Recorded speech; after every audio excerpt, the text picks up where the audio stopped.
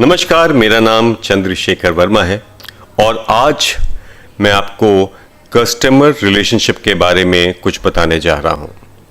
Customer, हम कोई भी बिजनेस शुरू करते हैं, कोई भी व्यापार शुरू करते हैं, कोई भी एंटरप्राइज शुरू करते हैं, तो हमारा सबसे महत्वपूर्ण लिंक हमारा कस्टमर होता है।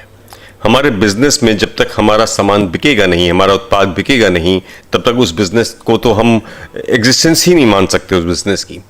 तो हमारी सबसे महत्वपूर्ण कड़ी है हमारा कस्टमर। और इस सत्र में मैं आपको यही बताने जा रहा हूं कि हम किस तरह से अपने कस्टमर को हमेशा खुश रख सकते हैं, जिससे वो हमारे बिजनेस को हमेशा सक्सेसफुल बना के रखे। इस सत्र में हम जो आपको बताने जा रहे हैं वो ये है कि हमारे पास हमारे कस्टमर्स को ढूंढने के क्या क्या तरीके हैं, हम अपने कस्टमर्स को कैसे मैनेज कर सकते हैं, और हम अपने कस्टमर्स के साथ अपने संबंध कैसे सुधार सकते हैं, अपने रिलेशनशिप कैसे सुधार सकते हैं, और उनकी नीड्स, एक्सपेक्टेशंस और प्रेफरेंसेस को कैसे स्टडी कर सकते हैं। आपने कभी सुना होगा कि एक कहावत कही जाती थी कि कस्टमर इज द किंग। किसी हद तक ये कहावत सही है, लेकिन जैसे जैसे समय बीत रहा है इस कहावत को भी हमें इवॉल्व करना पड़ेगा। एंड नाउ आई से customer is not only the king, in certain cases he is the God. यानी उसको हमें ईश्वर मान के चलना पड़ेगा। क्योंकि कोई भी बिजनेस हो, उसका जो सबसे महत्वपूर्ण आधार है वो कस्टमर है, यानी हमारा उपभोक्ता है। बिजनेस में जो भी प्रॉफिट आता है, क्योंकि देखिए प्रॉफिट के बिना तो बिजनेस नहीं हो सकता। मैंने कोई चीज़ बनाई 5,000 की और वही चीज़ मैंने 5,000 की बेच दी और मेरे पास कुछ बचा नहीं, यानी मेरे पास कोई भी मुनाफा या प्रॉफिट नहीं बचा, तो ये बिजनेस कुछ ही दिन में बंद हो जाएगा। तो हमें प्रॉफिट कौन देता है? हमें प्रॉफिट हमारा कस्टमर देता है। इसके बाद कस्टमर जो है उसका सेटिस्फैक्शन, यानी उसका जो संतोष है, वो हमारा अल्टीमेट गोल होना चाहिए किसी भी बिजनेस का। हमें हर प्रोडक्ट को बेचते वक्त ये ध्यान रखना चाहिए, क्या ये प्रोडक्ट हमारे कस्टमर को सेटिस्फाई करेगा। अब हम आते हैं कि किस तरह से कस्टमर को हम ढूंढते हैं। तो कुछ मैं टेक्निकल टर्म्स हैं जिनके बारे में बात करूंगा और उनको समझाऊंगा भी वो क्या है। सबसे पहले हम बात करते हैं प्रोस्पेक्टिंग की। उदाहरण लेते हैं, मुझे लैपटॉप बेचना है, तो मेरी प्रोस्पेक्टिंग क्या होगी? अब देखिए, लैपटॉप किन लोगों के लिए एकदम यूजलेस हो सकता है। शायद 2 साल का बच्चा या 3 साल का बच्चा वो लैपटॉप यूज नहीं कर सकता है। एकदम ऐसा व्यक्ति जो पूरी तरह से अनपढ़ है वो भी लैपटॉप यूज नहीं कर सकता। जो व्यक्ति बीमार है शायद वो भी लैपटॉप यूज नहीं कर सकता। कोई बहुत वृद्ध व्यक्ति है तो वो भी लैपटॉप यूज नहीं कर सकता। इनको अगर हम किनारे हटा दें, कुछ कैटेगरीज और भी हो सकती हैं इनमें, तो इनको अगर यदि हम किनारे हटा दें तो जो भी सेगमेंट्स बचते हैं, मेरे हिसाब से वो सारे प्रॉस्पेक्ट्स हैं। अब यहां पे प्रश्न ये आ सकता है, कोई पूछ सकता है कि क्या खेत में काम करने वाला किसान हमारा प्रॉस्पेक्ट है? वो बहुत ज्यादा पढ़ा लिखा तो होता नहीं। जी हाँ, वो हमारा प्रॉस्पेक्ट है, क्योंकि कल को ऐसी स्कीम्स आ सकती हैं जहां पर उसको अपनी शिक्षा खेती के बारे में, किस तरह के फर्टिलाइजर्स यूज करना है, किस प्रकार के जो आपके प्रिवेंटिव्स होते हैं उनको यूज करना है, तो ये सारी चीजें आपको कंप्यूटर के थ्रू ही पता चलेंगी जब आप इंटरनेट से कनेक्ट करेंगे। तो जैसे इंटरनेट आता है, आप उसको अपने कंप्यूटर पे लेते हैं और वो कंप्यूटर या लैपटॉप आपके लिए जरूरी हो जाता है। तो कोई भी सेगमेंट हो, कुछ मैंने सेगमेंट जैसे आपको शुरू में बता दिए, उनके हटाने के अलावा सब मेरे प्रॉस्पेक्ट्स हैं। तो हमें क्या क्या ध्यान रखना है प्रॉस्पेक्ट्स बनाते वक्त, कि ये प्रॉस्पेक्ट्स कहाँ रहते हैं, ये प्रॉस्पेक्ट्स कौन हैं, और ये प्रॉस्पेक्ट्स क्या चाहते हैं। यदि हमने इन तीनों प्रश्नों का उत्तर दे दिया और उस हमारी कसौटी पे ये खरे उतरे, तो ये हमारे प्रॉस्पेक्ट्स हैं। अब दूसरा सवाल आता है, एक शब्द यूज होता है लीड्स का। लीड्स का मतलब ये हुआ कि कोई एक ऐसी संस्था या व्यक्ति जो हमें लगता है कि हमारा प्रोडक्ट या उत्पाद खरीद सकती है, और ये लीड्स हमें कहाँ से मिल सकती हैं। तो अगर हम लीड्स की बात करें तो पहला काम कस्टमर की लीड ऑब्टेन करना है। अब मुझे, जैसे मैंने अभी आपको उदाहरण दिया कि मुझे लैपटॉप बेचना है, तो लैपटॉप की मैं लीड कहाँ से जनरेट कर सकता हूँ। सोचिए कि कौन कौन रेडी कस्टमर्स हैं लैपटॉप के लिए। मुझे लगता है कि किसी भी इंजीनियरिंग कॉलेज के बच्चे या मैनेजमेंट कॉलेज के बच्चे या लॉ कॉलेज के बच्चे या फैशन डिज़ाइनिंग इंस्टीट्यूट के बच्चे, ये सारे बच्चों के पास लैपटॉप होना चाहिए। तो अगर मुझे इन कॉलेज के प्रिंसिपल से के थ्रू इन बच्चों से बात करने का मौका मिलता है, तो एक तरह से ये मेरी लीड है। ये संभव है कि अगर कॉलेज में 500 बच्चे पढ़ते हैं तो उनके पास 250-300 के पास लैपटॉप पहले से हो, पर अगर 50 या 20 या 10 बच्चे भी ऐसे हैं जिनको हम लैपटॉप बेच सकते हैं, तो एक इंपॉर्टेंट लीड हो जाती है। तो सबसे पहला काम आपका है कि आप लीड जनरेट करें। लीड जनरेशन से पहले मैं एक चीज़ बता दूं कि यहाँ पर आप कोई चेक नहीं लगाते हैं, आप हर उस व्यक्ति को आने देते हैं जो आपकी लीड हो सकता है। मान के चलिए किसी के चेहरे पे नहीं लिखा रहता है कि वो कौन सा प्रोडक्ट खरीद सकता है, तो आप अभी रिजेक्ट नहीं करिए, वो लिस्ट बनने दीजिए। जितनी वृहद लिस्ट होगी उतना ही आपका स्ट्राइक रेट अच्छा हो सकता है। लीड जब एक बार जनरेट होगी तब आपको छटनी करनी है, और इस छटनी को हम नाम देते हैं क्वालिफाइंग लीड्स का। यानी कि आपके पास एक कॉलेज के 500 बच्चों की लिस्ट आई, और उस 500 बच्चों में आपने 3 कैटेगरी बनाई। जो बच्चे ग्राफिक्स में हैं उनको कंप्यूटर की तुरंत ज़रूरत है, जो बच्चे अभी थ्योरी पढ़ रहे हैं शायद उनको उतनी ज़रूरत ना हो। तो इसी तरह से आपने क्वालिफाइंग लीड्स की एक लिस्ट बना ली, और उसके बाद उनकी रैंकिंग कर दी प्रेफरेंस ऑर्डर में कि ये सबसे हॉट है, ये वार्म है, ये कोल्ड है। ये जब तक तीनों आपके पास आ नहीं जाते आप ये कैटेगराइजेशन नहीं कर सकते। तो आपको क्या बनाना है, सबसे पहले हॉट लीड्स, यानी जो तैयार हैं कस्टमर्स एकदम लेने के लिए। मेरे हिसाब से आप किसी कॉलेज में गए और वहाँ पे आपका एक बैंक था, बैंक की ब्रांच थी, जिस बैंक की ब्रांच में बहुत सारे बच्चों ने अप्लाई कर रखा था लोन के लिए, लैपटॉप के लिए। आपको उन 30 बच्चों के नाम की लिस्ट मिल गई, यानी कि ये हॉट लीड है। इनमें 30 में बहुत हाई चांसेस हैं कि मैक्सिमम कन्वर्ट हो जाएंगे। दूसरा ये है वार्म लिस्ट, यानी कुछ लोगों ने इंक्वायरी की है या कुछ लोगों को लगता है कि ये अगले साल इस ग्राफिक डिज़ाइनिंग का कोर्स करेंगे, तो आप उनको एक हॉट लीड बना सकते हैं। कोल्ड लीड ये है कि ये भी बच्चा कोई और कोर्स कर रहा है जहाँ पे उसको ज़रूरत नहीं है शायद, लेकिन हम इसको, जैसे मैंने आपको किसानों का एग्जाम्पल दिया था, कि इसको कंप्लीटली डिनाई नहीं कर सकते, कभी ना कभी वो आपके काम आ सकता है। अब सारी ये जो लीड्स हैं ये आती कैसे हैं, हम अब दूसरा उदाहरण लेने की कोशिश करते हैं। हम मान लीजिए एक ट्रैवल बैग बेचने वाले हैं, तो ट्रैवल बैग के लिए हम लीड्स कहाँ से जनरेट कर सकते हैं, सोच के बताइए। ट्रैवल एजेंसी के पास उसके कस्टमर्स की लिस्ट होती है, यानी वो लोग जो काफ़ी ज़्यादा ट्रैवल करते हैं वो हमारे कस्टमर्स हैं।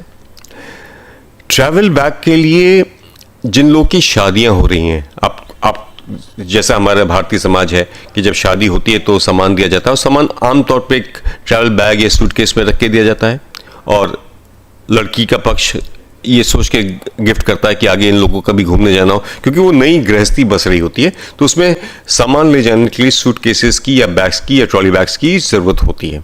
तो आपकी लीड यहाँ से भी आ सकती है कि कितने लोग की शादी हो रही है। जो बच्चे बाहर पढ़ने जा रहे हैं वो अपना सामान लेके जाएंगे, तो आप कहीं से ये लिस्ट ऑब्टेन कर लीजिए कि कहाँ से आ रही। तो आपने एक पेपर में ऐड डाल दिया कि हमारे पास ये सूटकेस अवेलेबल है, उसकी कॉस्ट ये है, उसमें डिस्काउंट ये है। आपने सोशल नेटवर्किंग से लीड जनरेट कर ली। तो इस तरह से आप कई सोर्सेस से अपनी लीड्स जनरेट कर सकते हैं। ये पहले जो लीड आती है, जैसे मैंने अभी आपको बताया कि ये क्लासिफाइड नहीं होती है, every customer is a lead. हाँ, उसके बाद फिर हम उसको क्लासिफाई करते हैं कि कौन सा हॉट है, कौन सा वार्म है और कौन सा कोल्ड है।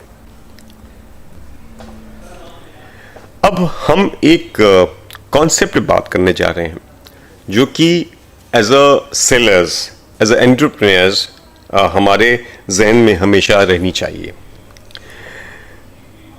कस्टमर आपका सामान क्यों खरीदता है? क्योंकि वो कीमत चुका रहा है, और कीमत चुका के वो कुछ उत्पाद ले रहा है आपसे। वो जो भी कीमत चुका रहा है, चाहे वो 5 रुपए की हो, चाहे वो 5 लाख रुपए की हो, चाहे वो करोड़ रुपए की हो, उस पैसे को कमाने में उसने मेहनत की है, उसने दिमाग लगाया है। जैसे कहा जाता है, it's his hard earned money.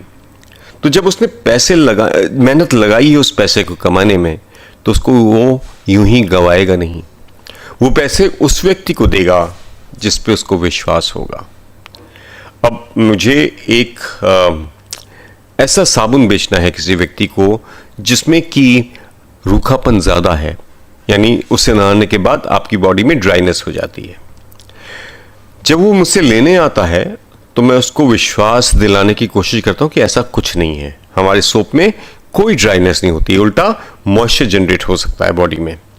वो मेरा सामान मेरी बात पे विश्वास करके ले लेता है। पर जब वो उसका प्रयोग करता है वाइल बेदिंग, तो उसको महसूस होता है कि ड्राइनेस है।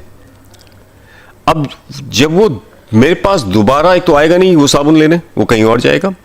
दूसरा जो सबसे महत्वपूर्ण पॉइंट है कि यदि मैं कल दूसरा बिजनेस करता हूं, यानी मैं शैम्पूज बनाता हूं, तो मेरा शैम्पू भी नहीं खरीदेगा, क्योंकि मैंने अपने पहले प्रोडक्ट में अपनी क्रेडिबिलिटी मेंटेन नहीं की। And when I don't maintain the credibility, chances are that he will not trust me next time also. तो ये महत्वपूर्ण है कि आप कस्टमर का विश्वास बनाकर रखें। याद रखिए, हम प्रॉफिट यदि कमाना चाहते हैं तो पहले हमें कस्टमर का विश्वास अर्जित करना पड़ेगा। यदि आपका विश्वास आ गया तो वो आप जो कहेंगे वो दे के जाएगा।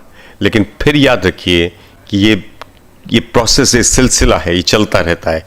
यानी आप जितना विश्वास बनाते जाएंगे उतना ही वो आपके प्रोडक्ट और खरीदता जाएगा। तो आपको एज अ एंटरप्रेन्योर इन 3 शब्दों को याद रखना है: अप्रोच, एटीट्यूड एंड सर्विस।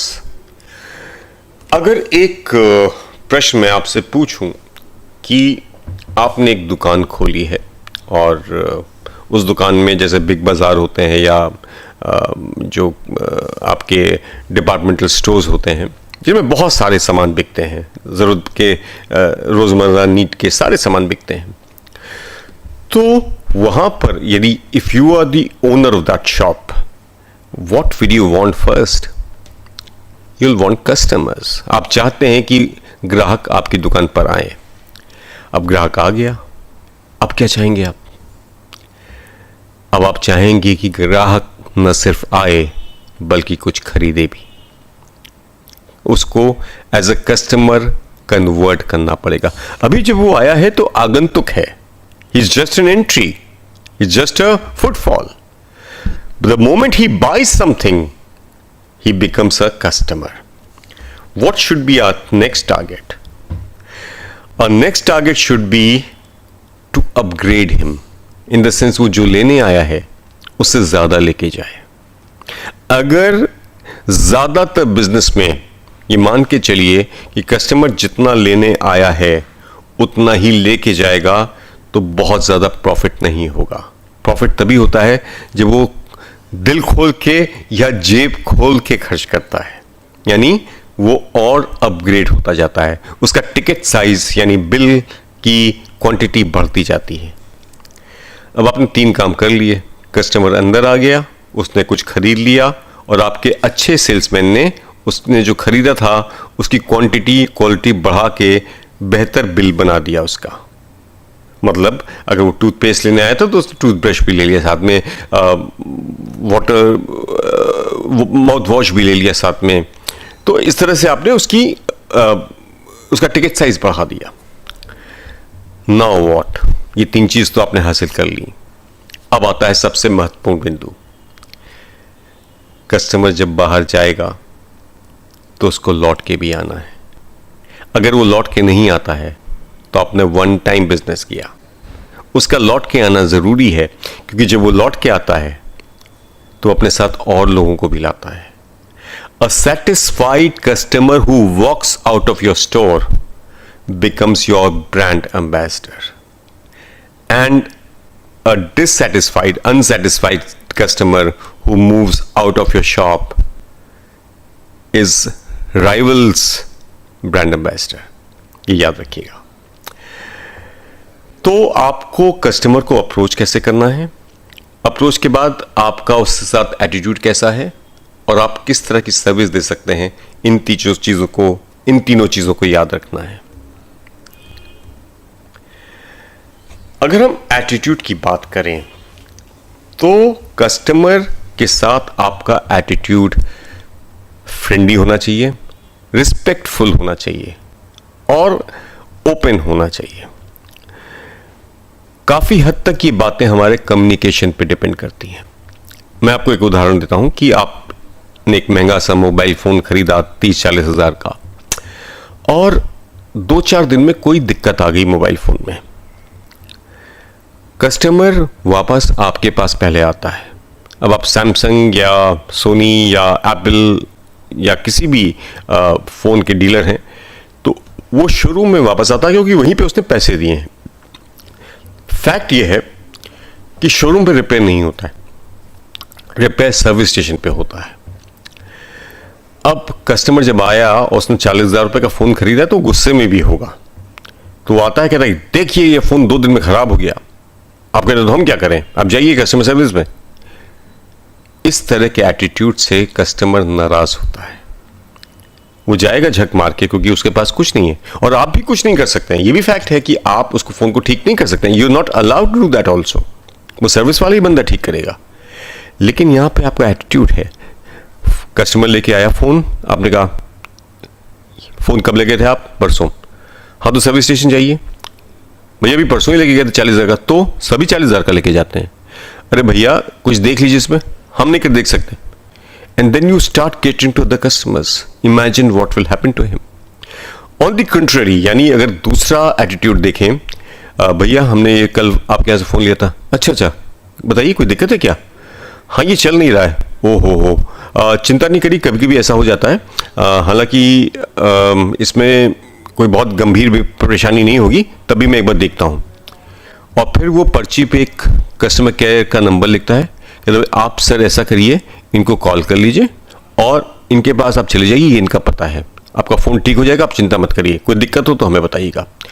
अब आपने ये जो चेंज्ड एटीट्यूड दिखाया, इससे कस्टमर आपके पक्ष में आता है, तब वो आपकी दुकान पे दोबारा आएगा। So that positive attitude works, और ना सिर्फ वो आएगा, वो 2-4 लोगों को और भी लेके आएगा। अब कैसे कस्टमर से डील किया जाए, बहुत आसान सा तरीका बताता हूं आपको। एम्पैथाइज करिए, अपने आप को उसकी जगह रख के देखिए, उसके साथ वो व्यवहार करिए जो आप चाहते हैं कि आपके साथ हो। बस यहीं पे की है, दिस इज द की। अगर आपने ये कर लिया तो आपने सारे काम कर लिए। दूसरा, कस्टमर को रिस्पेक्ट दीजिए, उनको सर बोलिए, हेलो बोलिए, गुड इवनिंग, गुड मॉर्निंग बोलिए। यदि वो बुजुर्ग हैं उनको बैठने को कहिए, स्माइल करिए। फिर अगर आप, ये अक्सर हर जगह पे नहीं बट कई जगह पे काम हो सकता है, अगर आप उनका नाम जानते हैं तो आप उनको मिस्टर सो के बाद, हेलो मिस्टर प्रसाद, आप कैसे हैं? बहुत अच्छा लगता है सुनने में, अगर आपका नाम कोई पहचानता है तो। और जिस समय आप सामान बेच रहे होते हैं उस समय एक काम करिए, सच बोलिए, झूठ मत बोलिए। अगर आपको लगता है कि कस्टमर चला जाएगा तो जाने दीजिए, झूठ बोल के प्रोडक्ट मत बेचिए, क्योंकि यदि आपका कस्टमर चला गया तो उतना नुकसान नहीं होगा। पर अगर आपने झूठ बोल के प्रोडक्ट बेची तो सिर्फ वो कस्टमर नहीं जाएगा, वो अपने साथ बहुत सारे प्रॉस्पेक्ट्स को भी लेके चला जाएगा। तो ये ध्यान रखिए कि झूठ मत बोलिए। कस्टमर एक जीता जागता रूप है आपके प्रॉफिट का, तो उसको आप कैसे जाने दे सकते हैं? मुझे कस्टमर को देख के ये समझने की कोशिश करनी पड़ेगी कि इसकी चॉइसेस क्या हैं, इसकी प्रेफरेंसेस क्या हैं, ये उस तरह का प्रोडक्ट खरीद पाएगा कि नहीं खरीद पाएगा जो मैं बेचना चाहता हूं, तो मैं अकॉर्डिंगली उसको प्रोडक्ट बेचूंगा। सेंसिटिव होके बात करनी चाहिए। उसकी जो सेंसिबिलिटीज हैं, जैसे कि मान लीजिए वो पर्टिकुलर रिलीजन का है, और जैसे आजकल रोजे चल रहे हैं और वो रमज़ान में आता है आपके पास, तो उसको पानी मत पूछिए, है ना।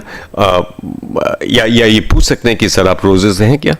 अगर वो हाँ कह देता है तो फिर उसको पानी मत पूछिए, उसको बैठा दीजिए, उसको ऐसी जगह पे बैठाइए जहाँ पे वो आराम से बैठ सके। तो ये सब छोटी छोटी चीज़ें हैं जो ऐड करती हैं कस्टमर सेटिस्फैक्शन में।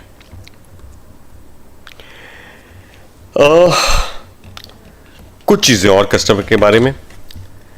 आप जब प्रोडक्ट बेच रहे होते हैं तो जाहिर सी बात है कि आपको अपने प्रोडक्ट के बारे में ज़्यादा पता है। आपने बनाया है, आप उसको रोज़ बेच रहे हैं, तो आप जानते हैं उस प्रोडक्ट के बारे में। कस्टमर शायद उतना नहीं जानता है। लेकिन कुछ कस्टमर्स की आदत होती है कि वो अपने आप को कुछ बढ़ चढ़ कर बताते हैं। अक्सर ऐसे उदाहरण डॉक्टर्स के यहाँ दिख जाते हैं कि जब डॉक्टर मरीज़ को देख रहा होता है तो मरीज़ अपने आप ही अपनी बीमारी बताने लग जाता है। उस समय डॉक्टर बहुत गुस्से होते हैं, कहते हैं आप अपना इलाज खुद ही कर लीजिए या आप गूगल से ही करा लीजिए। डॉक्टर शायद ये अफोर्ड कर सकता है क्योंकि वहाँ पर नीड कस्टमर की है, यानी पेशेंट की है। आपके सामने आपकी नीड ज़्यादा है पेशेंट से, क्योंकि उसके पास पेशेंट यानी कस्टमर, उसके पास ऑप्शंस हैं आपके। तो वो अगर कुछ ज़्यादा बोलता है तो सुन लीजिए, और अगर वो गलत बोल रहा है तो करेक्ट कर दीजिए, पर पोलाइटली करिए। अब अगर वो सैमसंग का फ़ोन यूज़ कर रहा है और वो आप एप्पल बेचना चाहते हैं उसको, तो आप ये कभी नहीं बोलेंगे कि सैमसंग तो बहुत बेकार है, आप एप्पल लीजिए। ये गलती कभी नहीं करनी चाहिए, क्योंकि वो प्रोडक्ट उसकी चॉइस है। उस चॉइस की हम बुराई नहीं कर सकते उसके सामने। उसकी चॉइस की बुराई करने का मतलब ये है कि हमने उसकी बुराई कर दी। तो ये चीज़ें ध्यान में रखने वाली हैं। कस्टमर की सेफ्टी और सिक्योरिटी का ध्यान रखिए। उसको महसूस कराइए कि आप उसकी सेवा में बैठे हुए हैं। उसको महसूस कराइए कि इस दुकान पे वो ठगा नहीं जाएगा। उसको महसूस कराइए कि इस दुकान पे जब वो वापस चला जाएगा उसके बाद भी उसकी कदर की जाएगी, उसकी केयर की जाएगी। और यदि वो आपसे कोई क्वेरी करता है तो उसमें डिले मत करिए, समय रहते ही उसका जवाब दीजिए। एक स्टडी हुई थी जिसमें यह देखा गया कि कस्टमर जो होता है वो नाखुश क्यों होता है, मतलब कितने लोग ऐसे हैं जो नाखुश होते हैं। मैं आपको एक डेटा देता हूं कि कौन लोग नाखुश होते हैं, जो वापस नहीं आते आपके पास। इसमें 1% तो ऐसे लोग हैं जो दुर्भाग्यवश हमारे साथ नहीं रहते हैं, यानी दे पास अवे, वो उनकी मृत्यु हो जाती है। 3% लगभग ऐसे होते हैं जो कि ज्योग्राफिकली मूव कर जाते हैं, यानी वो लखनऊ में रहते थे या दिल्ली में रहते थे या कोलकाता में रहते थे, अब वो शहर छोड़ के जा चुके हैं या विदेश चले गए हैं। 9% लोग इसलिए छोड़ते हैं कि उनको कंपटीशन अच्छा लग जाता है। 14% लोग इसलिए छोड़ते हैं कि वो प्रोडक्ट से खुश नहीं होते हैं, संतुष्ट नहीं होते। और 68% लोग इसलिए छोड़ते हैं कि उनको सेलर का एटीट्यूड नहीं अच्छा लगता। सोचिए कि अगर आपका एटीट्यूड अच्छा है तो आप प्रोडक्ट शायद थोड़ा कमजोर भी देंगे तो बात बन जाएगी। तो यहां पर ध्यान रखने वाली बात है कि आपका एटीट्यूड बहुत महत्वपूर्ण है। कुछ चीजें याद रखिए कि कस्टमर इज ऑलवेज राइट, उनसे आर्ग्यू नहीं करना है हमें। और नया कस्टमर लाना बहुत मुश्किल होता है, लेकिन सेम कस्टमर को वापस ले आना आसान होता है। तो कोशिश करिए कि जो आपके पास कस्टमर बेस है वो कम ना हो। कुछ कस्टमर्स डिफिकल्ट होते हैं, उनसे आप अक्सर इरिटेट हो जाते हैं। ये मत करिए, उनको और केयर के साथ उनको ट्रीट करिए। हर कस्टमर चाहता है कि उसकी इंपॉर्टेंस सबसे अधिक हो, तो ये आपको मैनेज करना है कि कभी किसी भी वक्त किसी भी कस्टमर को ये नहीं लगना चाहिए कि मेरे साथ ठीक ट्रीटमेंट नहीं हुआ, चाहे वो 1 रुपये का सामान ले रहा हो या 100 रुपये का सामान ले रहा हो। और चलते चलते मैं महात्मा गांधी का वो कोट, देखिए महात्मा गांधी को हम लोग एक संत के रूप में जानते हैं और उनका सम्मान बहुत है देश में, फादर ऑफ द नेशन कहे जाते हैं वो, और हमारी आज़ादी के संघर्ष में उन्होंने हमें विजय दिलाई थी। पर महात्मा गांधी के बारे में एक चीज़ समझ लीजिए, उनके पास एक विलक्षण बुद्धि थी दूसरे का मस्तिष्क पढ़ने की, यानी एम्पैथाइज करने की, और इसी कारण से उनको इतनी सफलता मिली। तो महात्मा गांधी ने भी एक कोट दिया और मैं उसको पढ़ के सुनाता हूं आपको कि ग्राहक हमारे प्रांगण में सर्वाधिक महत्वपूर्ण आगंतुक है। वो हम पर निर्भर नहीं है, वरन हम उस पर निर्भर हैं। वो हमारे काम में बाधक नहीं है, बल्कि हमारे काम का उद्देश्य है। वो हमारे व्यापार के लिए कोई बाहरी व्यक्ति नहीं है, बल्कि उसका एक अंग है। हम उसको सेवा प्रदान करने में उस पर कोई एहसान नहीं करते, बल्कि वो हमें सेवा प्रदान करने का सुअवसर देता है। तो इस कोट के साथ मैं चंद्रशेखर वर्मा इस सत्र का समापन करता हूं। उम्मीद करता हूं कि मेरी बातें आपको समझ में आई होंगी। बहुत बहुत धन्यवाद देखने के लिए।